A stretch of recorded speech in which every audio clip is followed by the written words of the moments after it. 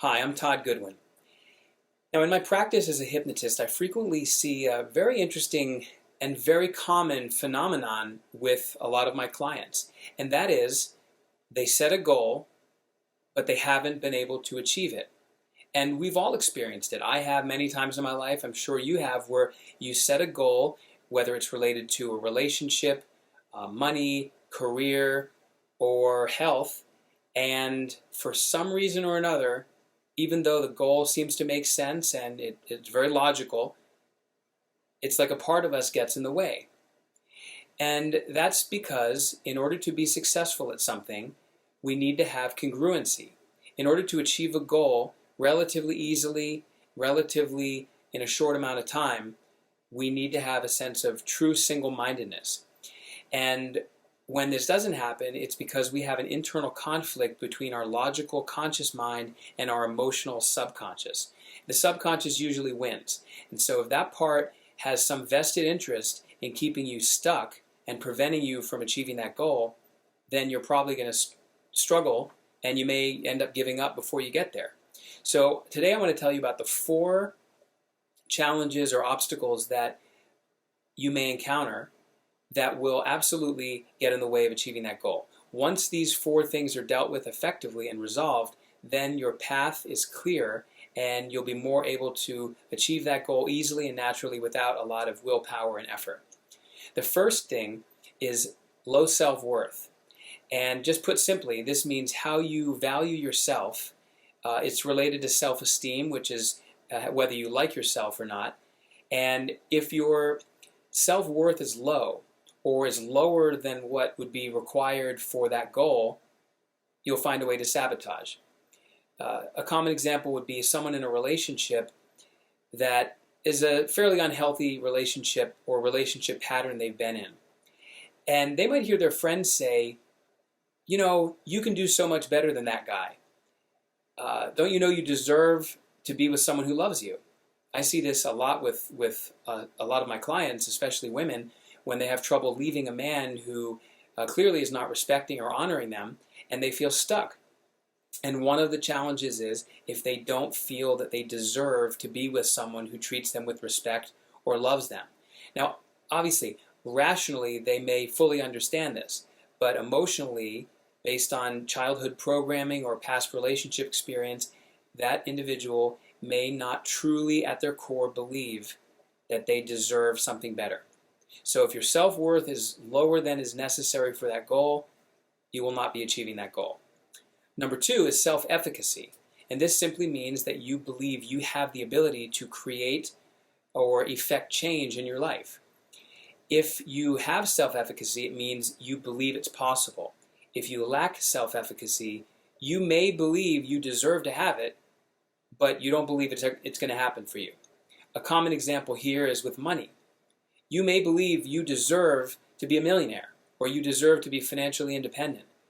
But if at a deep level you just don't believe that you can do it, either you don't think you have the resources or the follow through, and it's just not going to happen for you, then your subconscious is going to find a way to stop you from achieving it. After all, it wants to be right. And if you really believe you lack the ability to make it happen, then you'll make that true. The third is fear, and this can be a big one. Most common is a fear of failure, and related to this is the fear of rejection, judgment, or criticism of other people.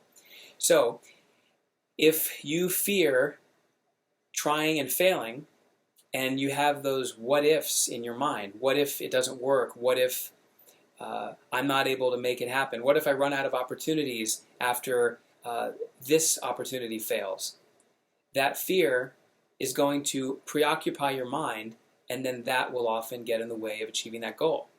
There needs to be a sense of inner peace when focusing on that goal. If there's a fear of achieving it or not achieving it, that will interfere. And fourth is something called secondary gain. Now, this is not always involved. The first 3 are common. This is not as common, but when it is, it can sabotage anything, no matter how well the self-worth, self-efficacy, and lack of fear are intact. If there's secondary gain, that needs to be dealt with.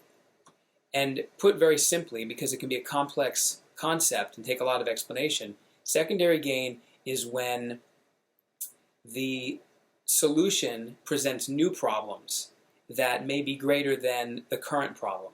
Stated differently, it's when keeping the problem or state of being stuck is actually better than solving it. One quick example of this is a client I had once before in the past where she had, every time she tried to lose weight, she would get halfway and then find a way to sabotage it. Now, a lot of people do that, and there may not be secondary gain. In her case, she was in a relationship, a marriage that she'd been in for 20-something years. There was no sex, no emotional intimacy. It was really an unhappy marriage. And what happened was she was finding that whenever she started to lose weight, she became attractive to other men. Now, even though logically she did not want to cheat on her husband, she suddenly found that she had opportunities she didn't have before, and that was making her uncomfortable. So that was stressing her out, and then she found that being thin was more stressful than being overweight. So in other words, the secondary gain of remaining overweight was that it saved her marriage. Weird, strange, but that's how the subconscious works. And there are tons of examples that I could quote with money or health, relationships, and that's the key. So if you can resolve the self-worth issue, raise your self-esteem and self-worth, realize that you are worthy, you do deserve to have that goal. Second, you can increase your self-efficacy so that you know that you can do it and it is possible for you. Third, eliminate the fears, clear your mind about it. And fourth, if there is secondary gain and there is some strange incentive to stay where you've been stuck, that needs to be neutralized as well. These are all works that take place at the subconscious level. That's the specialty of a really good hypnotist. So consider those. Ask yourself in your life, when you're up against a wall with your goal, which of those four, maybe one, maybe all of them, are playing a factor. And if that's the case, then that's something that you need to bring your attention to. Once you've done that effectively, then you can finally achieve that goal. And nothing feels better than setting a goal, especially if you've set it a long time ago, and actually getting there. So set those goals, get rid of those obstacles, do your best, and use your mind to be your best self.